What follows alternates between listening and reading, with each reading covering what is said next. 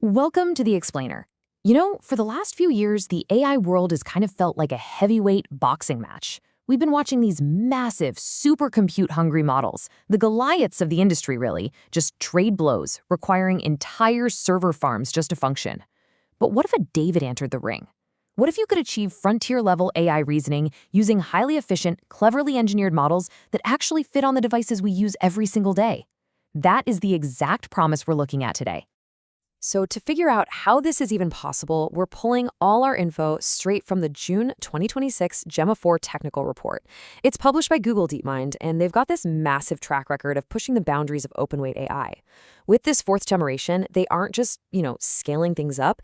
They are fundamentally rethinking how an AI model is built right from the ground up. All right, here's our roadmap. Number 1, meet the Gemma4 family. Number 2, pausing to think it through. 3, seeing and hearing the world. 4, built for speed and efficiency. And finally, number 5, competing with the giants. Okay, let's dive straight into section 1. Meet the Gemma4 family, built for diverse hardware. So the first thing to wrap your head around is that Gemma4 isn't just one massive monolithic model. It's actually a highly versatile suite built specifically to run on all kinds of hardware.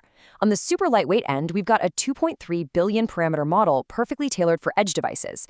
Think your smartphone or local laptop.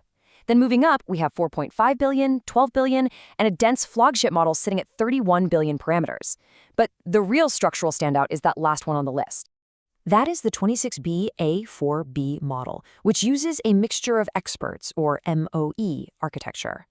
Now, think of MOE kind of like a massive hospital. You've got 26 billion total parameters, or staff members in the building. But when a patient arrives with a specific problem, say a broken arm, you don't call the entire hospital staff into the room. You only page the orthopedic specialists. In Gemma4's case, it only activates 3.8 billion parameters per token. It's just a brilliant engineering trick. You get the high performance of a massive model without the crippling computational cost of running the whole dense network all at once. Moving on to section 2. Pausing to think it through. The new thinking mode. Listen, if I asked you to instantly solve a complex calculus problem right now, you'd probably fail. I definitely would. You'd say, wait, let me think, grab some paper, and work out the logic step by step. Well, historically, standard AI generation doesn't do this. It just spits out the very next word immediately. But Gemma4 introduces this built-in thinking mode. By outputting a reasoning trace, basically showing its work, right before giving its final answer, the model drastically improves its capabilities in reasoning-heavy domains, like complex math and coding. And this absolutely illustrates the difference. Standard generation gives you an immediate output, which sure, is great for a quick chat, but it's super prone to logic errors on the really hard tasks. Thinking mode, on the other hand, is triggered by a specific think tag, and it gives the model the internal space to actually plan its steps. This is a game changer. It bridges the gap between smaller, efficient models and those massive supercomputers, yielding frontier-level STEM results, simply because the model is allowed to work through its own logic first. Which brings us to section 3. Seeing and hearing the world. Natively multimodal architectures. Now, traditional multimodal AIs use separate, totally bulky encoders. Think of them as translators. To turn audio and images into text-like data the AI can actually understand. But the 12 billion parameter Gemma4 model pioneers an encoder-free architecture. It completely discards those separate audio and vision encoders. Completely.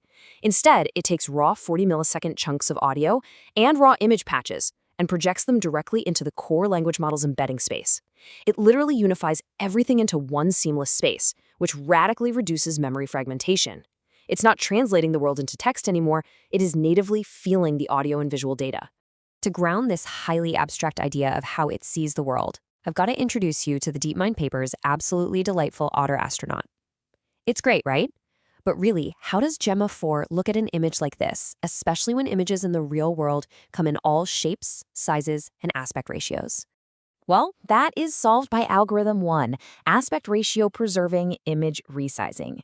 Instead of squishing or stretching our high-res otter into a generic square, which, let's be honest, gives the AI a totally distorted, funhouse mirror view of the world, the model intelligently calculates the ideal scaling factor.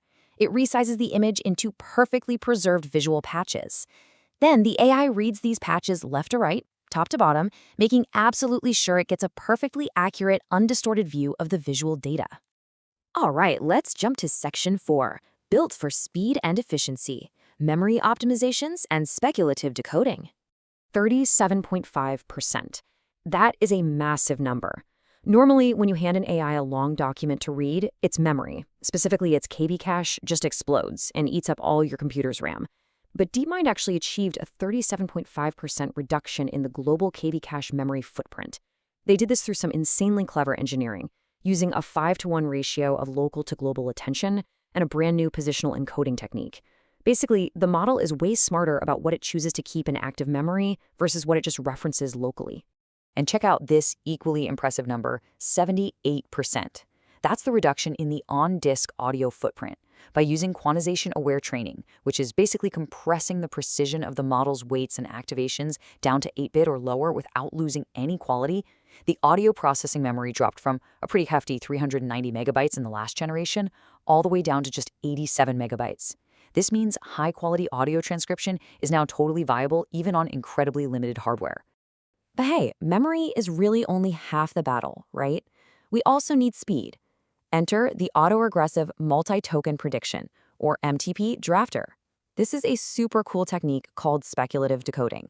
You can think of it like a draft and refine process.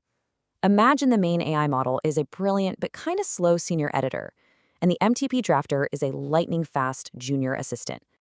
Here's exactly how that teamwork actually plays out. Step 1. The main, heavy model passes its current context and activations over to the small, lightweight drafter.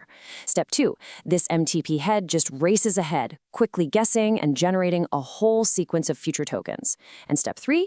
The main model looks at that drafted sequence and cross-attends to verify it. It is vastly faster for the big model to just quickly check the assistant's work than to painstakingly generate every single word from scratch itself.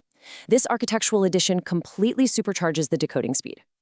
Which takes us to our final section, number 5, competing with the giants, arena scores and safety.